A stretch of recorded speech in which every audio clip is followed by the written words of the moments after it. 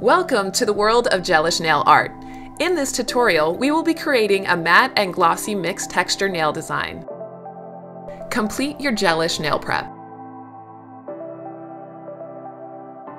Apply a thin coat of Bella's Vampire, making sure to cap the free edge. Cure for 30 seconds in the 18G LED light. Repeat for full coverage. Cure for 30 seconds. Apply a thin coat of matte Top It Off to the entire nail. Cure for 30 seconds. With Nail Surface Cleanse and Wipe It Off lint-free wipes, cleanse the inhibition layer of the nail. With the mini striper brush, create diagonal lines with Top It Off sealer gel.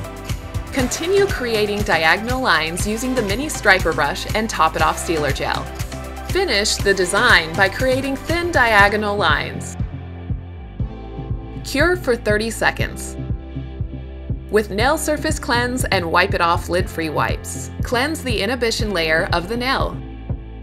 Massage Nourish Cuticle Oil into the skin surrounding the nail plate.